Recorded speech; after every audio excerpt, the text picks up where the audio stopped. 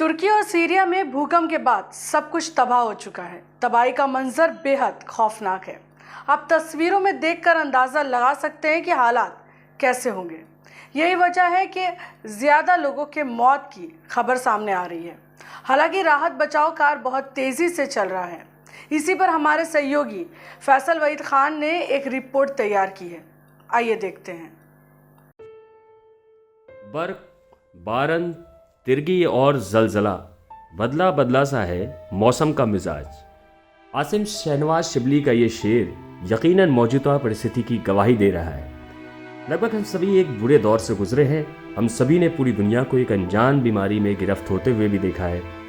भारत समेत अन्य बहुत से देश हैं जो उसका दंश आज भी झेल रहे हैं। मगर प्रकृति के ऊपर किसका जोर है? ऐसे समय के जाने के बाद भी तुर्की और सीरिया की मुश्किलें कम होती नहीं दिखाई दे रही है। जी हाँ, हम जिक्र कर रहे हैं तुर्की और सीरिया में सोमवार सुबह 4:13 पर आए 7.8 मैग्नीट्यूड की तीव्रता के भूकंप की, जिसमें ताज़ा रिपोर्ट्स की माने तो दोनों दोषियों को मिलाकर के 7,726 से भी अधिक लोगों के मारे जाने और 38,659 से अधिक लोगों के गंभीर रूप से घायल होने की आशंका है।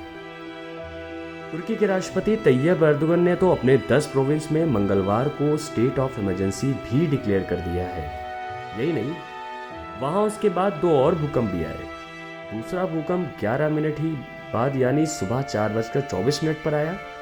रिक्टर स्केल पर उसकी तीव्रता 6.7 मैग्नीट्यूड थी। तीसरा भूकंप इसके ठीक 9 घंटे बाद यानी दोपहर 1:24 पर आया। रिक्टर स्केल पर उसकी तीव्रता 7.5 बताई गई।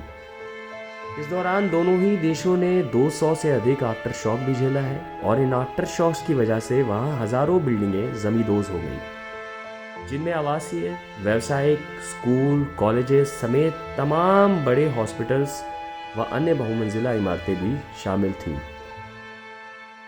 जैसा कि आप सोशल मीडिया में वायरल इस वीडियो से अंदाज़ा लगा पा रहे होंगे कि ये भूकंप कितना ज़्यादा भयावह था।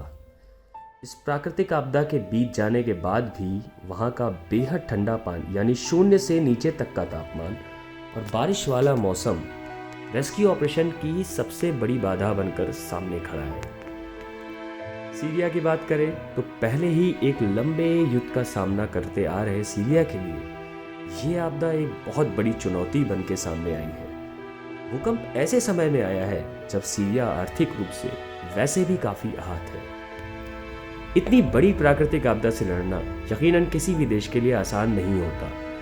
देश विदेश से इकट्ठा हुए 24,400 से भी अधिक राहत एवं बचाव कर्मी अत्यधिक ठंड, बारिश, बिजली और बुनियादी सुविधाओं के अभाव में दिन रात मलबे में दबे हुए लोगों को निकाल रहे हैं। भारत ने भी दोनों दोषियों के लिए बड़ा दिल दिखाते हुए मंगलवार को एनडीआरएफ का अपना पहला जत्था एयरफोर्स के विमान द्वारा रवाना किया, जिसमें medical supplies, specially train dog squad, आधुनिक ड्रिलिंग मशीनें व अन्य बचाव सामग्रियां भेजी हैं। Ministry of external affairs of India के एक स्पोक्स पर्सन अरिंदम बागची ने मंगलवार सुबह ट्वीट कर ये जानकारी दी। ऐसी आपदा के बाद एक सवाल ये भी आता है हमारे मन में कि अगर ऐसी परिस्थिति में हम अपनी रक्षा कैसे करें। हालांकि जब ये भूकंप आया तो लगभग सभी लोग अपने घरों में गहरी नींद में सो ही रहे होंगे, लेकिन अगर ज़रा भी आशंका हो तो कैसे अपनी जान बचाया जा सकता है, ये हम आपको बताते हैं। सबसे पहले तो ऐसी परिस्थिति में अपना धैर्य बनाए रखें और उपयुक्त जगह का चुनाव करें। कोशिश करें कि किसी मैदानी इलाके में चले जाएं और अगर समय नहीं है तो किसी बड़े टेबल या मजबूत चीज़ के नीचे छुपने का प्रयास करें। अगर आप अपने घर में ही हैं तो किसी बड़ी अलमारी, खिड़की या दरवाजे से अपने आप को दूर रखें। मैदानी इलाके में भी किसी बिल्डिंग, दीवार, पेड़ या खंभे, बिजली के खंभों के पास न खड़े हों। गाड़ी चलाते समय अगर आभास हो तो तुरंत किसी सुरक्षित जगह पर गाड़ी खड़ी करके उसके ही अंदर बैठे रहने का प्रयास करें। व्हील चेयर पर चलने वाले दिव्यांग को चाहिए कि अपनी चेयर को ब्रेक मोड में डालकर अपने दोनों हाथों से सर को ढकने का प्रयास करें।